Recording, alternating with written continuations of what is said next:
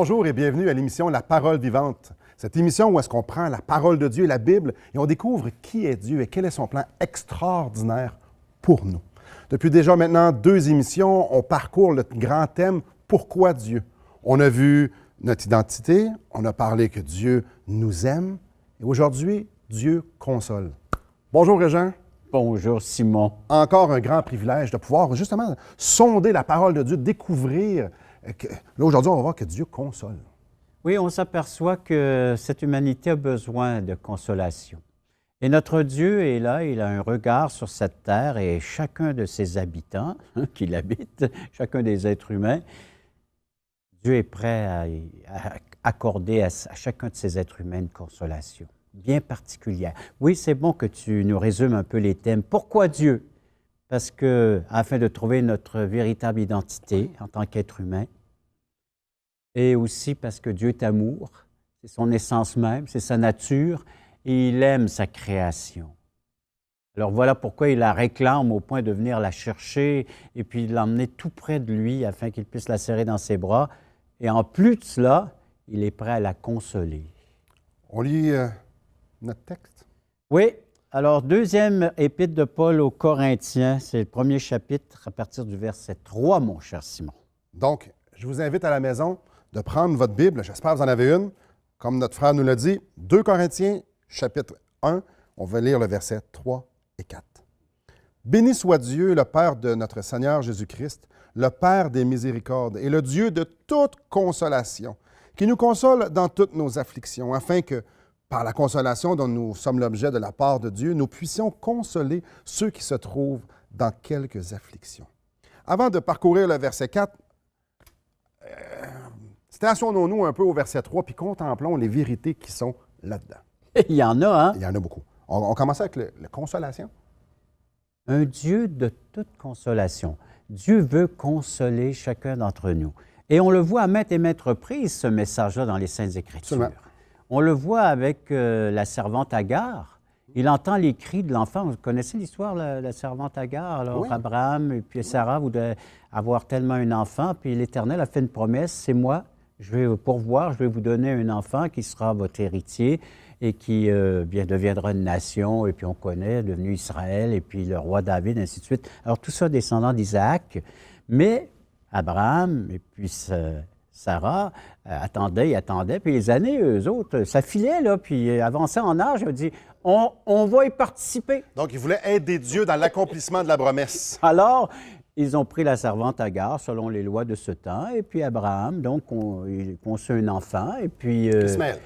Oui, Ismaël, demi-frère d'Isaac. Alors, et puis, lorsque Isaac a vu le jour, est entré dans ce foyer, la chicane a pogné avec les 2 garçons, et puis... Sarah l'a expulsé de sa demeure, sa servante Agar et le petit, Ismaël. Mais l'Éternel entendit.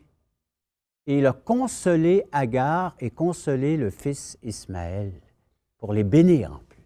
Quand on y pense un instant, et probablement que nos auditeurs à la maison et ceux qui ont un minimum de vécu, la consolation. On passe tous à un temps où est-ce qu'on se sent vulnérable. On se sent peut-être démoli, détruit. Que ce soit à propos d'une injustice, d'une violence quelconque qu'on s'est fait faire, ou bien non, tout simplement souffrir dans notre corps. Certains même souffrent dans leur tête, dans leurs émotions et tout ça. Je crois qu'en tant qu'être humain, pas je crois, je suis convaincu, on souffre toutes et tous à une place où est-ce qu'on a besoin d'être consolé. Et souvent, c'est dans nos lieux secrets, oui. Dans nos profondeurs, dans notre cœur. On est là, on est bouleversé, on ne veut pas trop le démontrer parce que, comme tu dis, on démontre notre faiblesse. Si on sait ce que les gens peuvent faire de nos faiblesses, bien souvent, encore une fois, c'est des attaques par-dessus attaques, puis on est démoli. Alors, on garde tout ça précieusement en nous, puis on souffre, et puis ça fait des plaies, des blessures. Puis là, bien, on essaie de trouver des moyens pour essayer d'alléger, soulager cette douleur-là qu'on a à l'intérieur de nous, dans notre âme, dans notre esprit, dans notre cœur.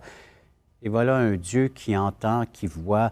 Pensez encore à l'histoire lorsqu'il voyait son peuple esclave chez Pharaon.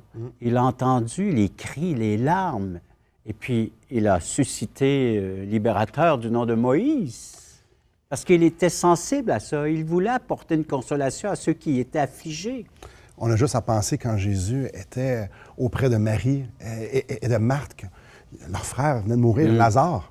Et Jésus savait très bien comment l'histoire était pour finir, mais il voyait les gens qui étaient dans le deuil, qui étaient blessés, souffrants par rapport à la perte de Lazare qui était mort. Et la Bible nous dit que Jésus a pleuré.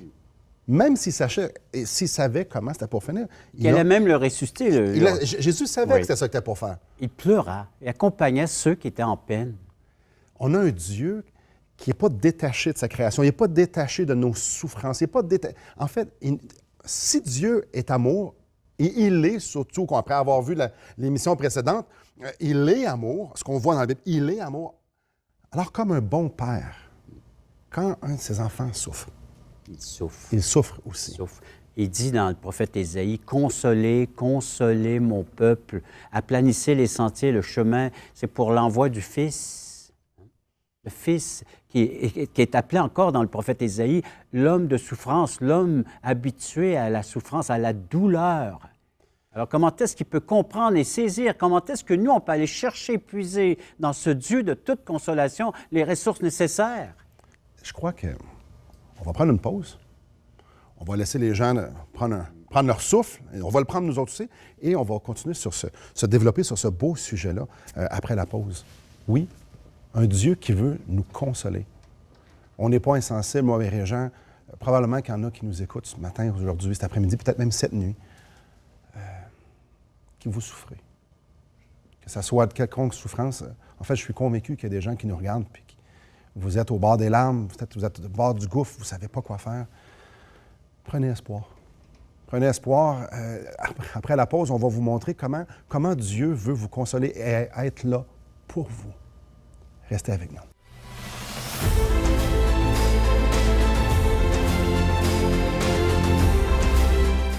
Assistez à un merveilleux déjeuner de l'espoir dans votre région. Un invité vous racontera comment Dieu a transformé sa vie et comment son cœur, souffrant, a trouvé une joie indicible en développant une relation personnelle et intime avec Dieu et son Fils Jésus-Christ. Des églises locales organisent de tels déjeuners dans plusieurs régions du Québec. Découvrez où et quand vous pouvez assister à un déjeuner de l'espoir dans votre région en visitant le site espoir.ca et en cliquant sur l'onglet « Déjeuner ».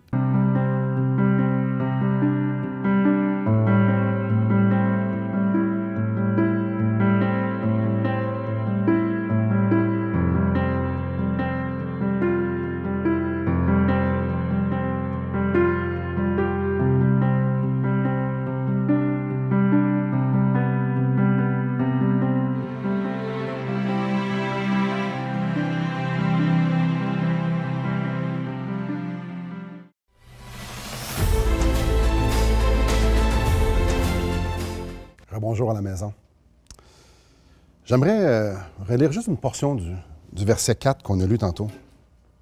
Oui, il est le Père des miséricordes, le Dieu de toute consolation, qui nous console dans toutes nos afflictions. Je pense un instant aux gens qui sont en train de souffrir, qui nous écoutent. La Bible nous dit que Dieu, qui est le Père, donc prend l'origine de toutes les consolations, viennent en lui, de lui. Puis là, ça nous dit qu'il nous console. Comment Dieu peut-il venir nous rejoindre dans nos peines, dans nos souffrances? Si on retourne aux histoires qu'on vient de mentionner, alors Agar, la servante, l'Éternel a dit « Retourne chez ta maîtresse ». Et puis elle a eu tous les soins nécessaires avec Ismaël de retourner. Alors peut-être c'est un retour qu'on doit faire. Nous, on a fugué, on a fui certaines responsabilités de retourner. Ou peut-être le peuple qui souffrait sous Pharaon, alors d'appeler un libérateur, là, une personne qui va les guider maintenant et puis les emmener à la terre promise. Il avait suscité une personne et il l'a équipée afin qu'elle puisse libérer ce peuple.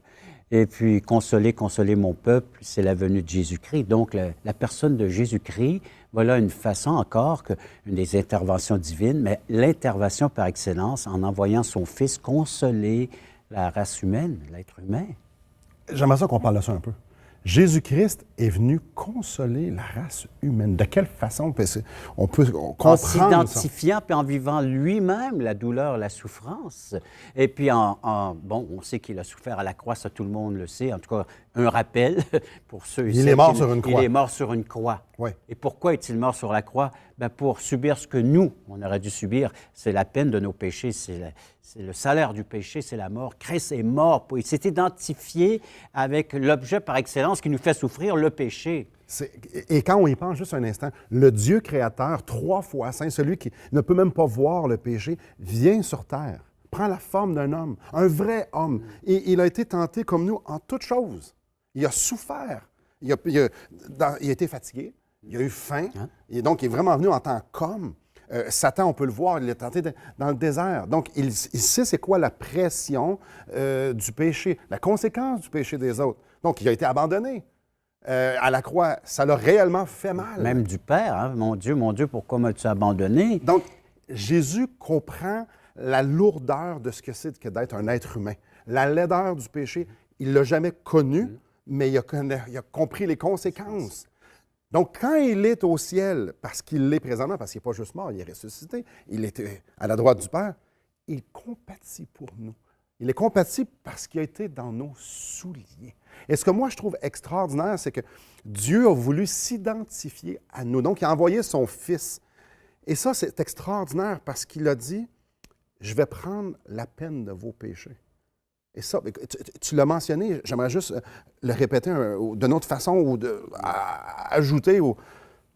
Jésus-Christ a dit, Régent, « Je vais prendre la peine de ton péché et je vais te donner ma justice. » Maintenant, je vais prendre ta séparation d'avec Dieu et je vais te donner ma relation avec Dieu.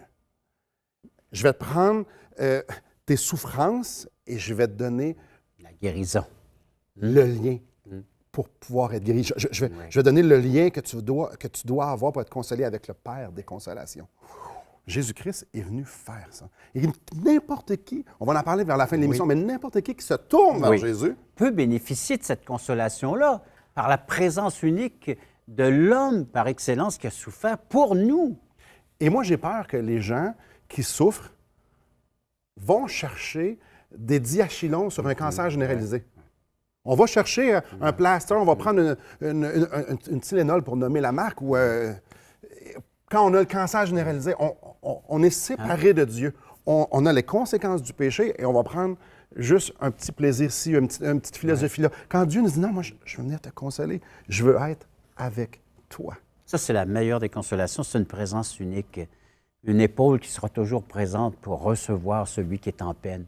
Et puis, quand le Seigneur a dit à ses disciples, il faut que je m'en aille, il faut que je retourne vers le Père, votre Père, eh bien, ils ont été tristes, ils ont été attristés de la nouvelle. Parce que Dieu avec eux. Ils l'avaient pendant 3 ans, là, à le voir agir, puis à faire des miracles, puis sa puissance qui se manifestait. Mais il a dit, je ne vous laisserai pas orphelins. Parce que quand je retournerai au Père, moi et le Père, nous vous enverrons le Paraclète, le Saint-Esprit, le Consolateur. C'est quelque chose. Mais même il a dit, il est avantageux que je m'en aille. Parce que là, je suis à l'extérieur de vous, mais là, je vais vous donner le Saint-Esprit qui va être en dedans de vous. Là, il faut que les gens comprennent, et probablement qu'ils sont capables de sentir notre excitation. Le Père des consolations va venir en dedans de nous pour justement marcher avec nous. Et justement, pour pouvoir, il sait ce que ça prend pour pouvoir vivre en communion avec le Seigneur, avec Dieu et tout ça. Il va nous diriger, marcher avec nous. Alors, comment Dieu, le Dieu Tout-Puissant, le Créateur, peut-il consoler les siens? Bien, en envoyant son Fils, les écrits également. Que de fois on a été consolés en lisant les écrits, parce que Dieu nous dirige vers le Fils par les écrits. Et puis le Saint-Esprit qui vient habiter en nous. Donc 24 heures sur 24, on peut bénéficier de cette présence et goûter à la consolation de Dieu. Et ensuite, bien, il suscite par cette résurrection et par le fait qu'il vient habiter en nous des pierres vivantes ou une Église. Ah, l'Église! C'est intéressant, Jésus, dans Jean 13, il dit à ses disciples, « Aimez-vous les uns les autres comme je vous ai aimé. » Et quand on réfléchit à ça, quand Jésus était là, il aimait les gens. Il était là, il était présent. Et Jésus voulait que ça continue après son départ. Donc, il a dit à ses disciples, « Vous autres, vous allez faire comme moi, parce que je veux continuer à propager mon amour. » En fait, on peut illustrer ça. Il dit, « Justement, je veux utiliser tes mains. Je veux utiliser tes mains pour partager mon amour aux gens. » La meilleure place pour pouvoir goûter l'amour de Dieu, c'est dans l'Église. Parce que dans l'Église, chacun a l'Esprit Saint. Et le fruit, le premier qui est nommé dans Galates 5, c'est l'amour. Donc, les mains et les bouches de Jésus sont dans l'Église. Voilà. Alors, ceux qui cherchent la consolation, là, ils peuvent entrer dans une église évangélique là, où la parole de Dieu est bel et bien annoncée, vécue, vivante. Ils vont et goûter. de retrouver de ses mains, de ses paroles qui vont apporter une consolation à ceux qui souffrent. Régent, Comme ici de texte, Paul qui goûte maintenant la consolation de Dieu et il peut consoler les autres dans son entourage. il y a tellement de moyens de grâce que Dieu utilise pour pouvoir nous communiquer sa consolation. Mes chers amis, prenez un temps, prenez une pause, juste pour réfléchir un instant. Vers quoi vous tournez-vous pour être consolé? Parce qu'il y a une chose que vous devez être certain. Le Père des consolateurs, des consolations, veut vous consoler là où vous êtes, dans la souffrance dans laquelle vous vivez. Il est là, et Jésus a tout fait. Il est prêt à vous donner ce Saint-Esprit, à vous placer dans une église où vous allez pouvoir vous sentir entouré. Il vous donne sa parole pour pouvoir vous parler à votre cœur. Prenez une pause pendant la pause et réfléchissez. Est-ce que moi, je vais être consolé par Dieu? Est-ce que je veux qu'il marche avec moi, qu'il me prenne par la main, qu'on puisse faire un bout de chemin ensemble, jusque dans l'éternité? On y revient après la pause. Restez avec nous.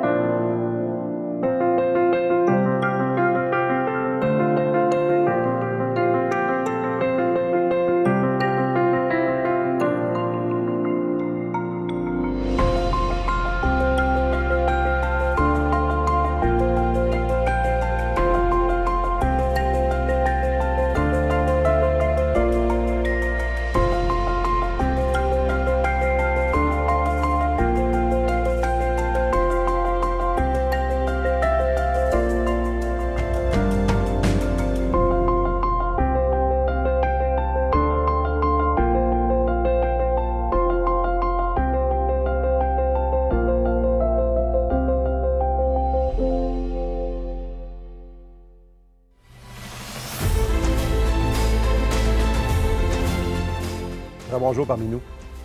Régent, on souffre. À une façon ou à une autre, à un moment donné ou à un autre, nous sommes tous sujets à la souffrance, à les blessures, à l'épreuve. On ne peut pas fuir les souffrances. Hein? Ce qui serait intéressant, c'est qu'on puisse prendre l'exemple de Paul. Paul aussi a souffert, l'apôtre Paul. C'est un des modèles qui nous est donné. Et puis, c'est lui qui a écrit cette lettre-là, inspiré du Saint-Esprit, le Consolateur, mais il va nous partager ce que lui-même a vécu en tant que souffrance. Qui va nous communiquer comment agir dans la souffrance, quel état d'esprit qu'on devrait avoir et quelle bénédiction il a reçue.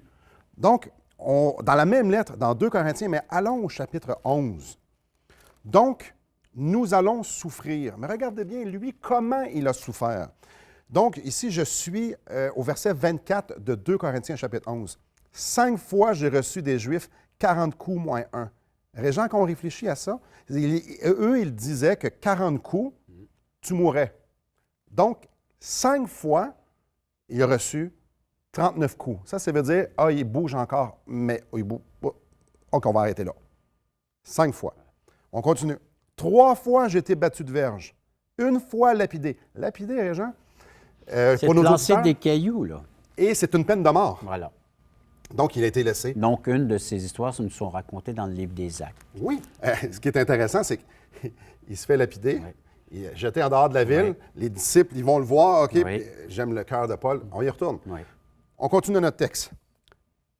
3 fois, j'ai fait naufrage. J'ai passé 1 jour et 1 nuit dans l'abîme. Donc, il a passé de l'eau. Il était... Voilà, au fond de la mer. Hein? Voilà.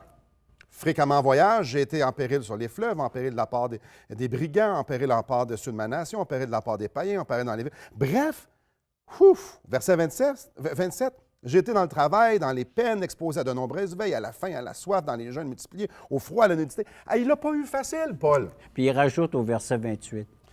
Et sans parler d'autre chose, je suis assailli chaque jour par les soucis que me donnent toutes les églises. Aïe, aïe, aïe. Même l'Église le fait souffrir. On y va au verset 7 du chapitre 12. Oui. Ça nous parle qu'il y a eu une écharpe dans la chair. On ne sait pas trop c'est Non, quoi. c'est vrai qu'on ne sait pas trop. Au verset 8, il nous dit « 3 fois, j'ai prié de l'éloigner. » Et Jésus lui répond. Donc, physiquement même, Ah, physiquement, là, laissez pour mort. moralement, spirituellement. Son corps, il portait les marques de son ministère. Et Jésus lui dit « Ma grâce te suffit, car ma puissance s'accomplit dans la faiblesse. » Tu n'as pas besoin que je t'enlève l'écharpe. Tu as besoin que je sois là. Et quand tu es faible, je suis là. Ma grâce te suffit. Ma grâce te suffit. Et lui de répondre, attends un peu, quand je souffre, je reçois les consolations du Père des consolations. On fait un lien Oui. avec le chapitre 1. Là, il dit, je me glorifie bien plus volontiers de mes faiblesses, afin que la puissance de Christ repose sur moi. Wow! Il dit, moi, je goûte Christ quand je souffre. Et que de personnes nous disent, que fait Dieu pendant que je souffre alors que je souffre? Et Dieu de répondre, je suis en train de te porter. Voilà. Ouvre tes yeux.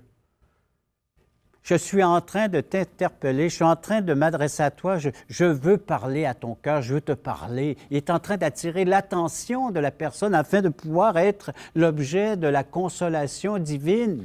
Donc, les souffrances nous permettent de pouvoir goûter Dieu, de pouvoir voir Jésus pleurer puis de nous porter. Dire, je le sais ce que tu vis, je le sais que c'est dur, je le sais que tu es dans le deuil, que tu es dans la maladie, je sais que tu es rejeté, je le sais, je l'ai été, je te comprends. De voir, de sentir Jésus pleurer et de dire, laisse-moi te bercer, laisse-moi te parler par ma parole, laisse mes enfants venir t'entourer de leurs bras dans une église, laisse-moi. Mais qui sera assez fou pour se priver de tout cela? Tu vois, les gens? Après la pause, on va répondre à cette question-là. Parce qu'il y a des gens qui disent « Non, moi, je ne veux rien savoir de Dieu. » Il y a des gens qui aiment mieux lever le poing. Qui serait assez fou? Êtes-vous l'une de ces personnes-là qui dit « Non, non, non, non, moi, non, non, non. » Après la pause, c'est à vous qu'on va parler. Restez avec nous.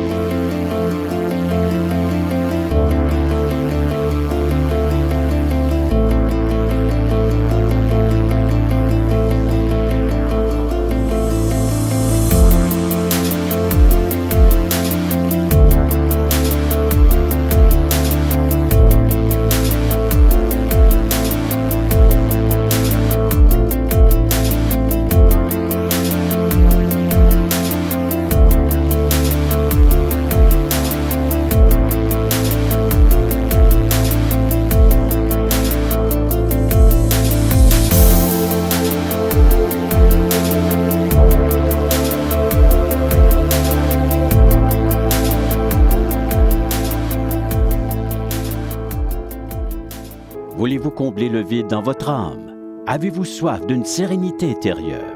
La souffrance de votre cœur vous lasse-t-elle?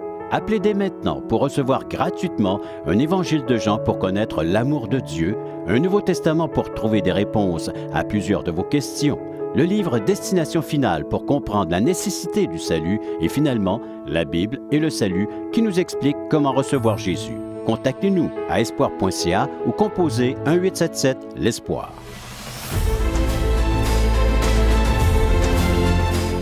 Bonjour à vous.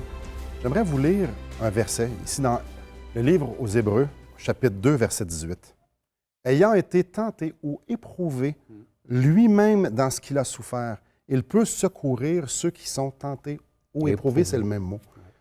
Étant donné qu'il a souffert, il peut maintenant secourir. » La question avant la pause, c'était qui est assez fou pour refuser d'être secouru par Jésus? Et c'est l'offre que Dieu fait à chacun d'entre nous.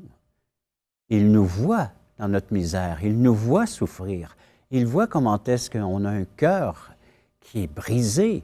Et le Seigneur dit, je suis venu pour le réparer, je suis venu pour, oui, apporter la guérison de ton cœur. Et c'est ce que le Seigneur a dit, hein? Il fut brisé lui-même. Ça, c'est les conséquences de notre péché à nous. Il fut brisé à la croix de la sorte. Et tout au long de son ministère, il a démontré comment est-ce qu'il a souffert pour nous, l'être humain. Et puis, il est prêt à nous donner cette guérison du cœur. Il est prêt à nous apporter donc maintenant la consolation nécessaire afin que nous puissions vivre pleinement en sa présence avec lui. Et c'est ce qu'il nous offre à l'instant même, ne plus être seul, mais avoir un consolateur qui sera continuellement avec nous, nous supporter, nous porter et nous emmener jusque dans la présence de Dieu. Maintenant que tu en parles, j'aimerais vous raconter une histoire brièvement. Probablement le jour le plus ténébreux et le plus glorieux de la terre, de l'humanité, de l'histoire de l'humanité. Jésus est cloué sur une croix. Il y a un brigand à droite, un brigand à gauche. Et à un moment donné, un des brigands regarde Jésus et dit « Souviens-toi de moi quand tu viendras dans ton règne. » Il se reconnaissait pécheur. Il voyait que Jésus, il ne méritait pas ça. Il voyait que Jésus était la seule solution. Écoutez bien la consolation que Jésus lui a dit. « Aujourd'hui, tu seras avec moi dans le paradis. » Qu'est-ce que cet homme a fait? Il a fait une seule chose.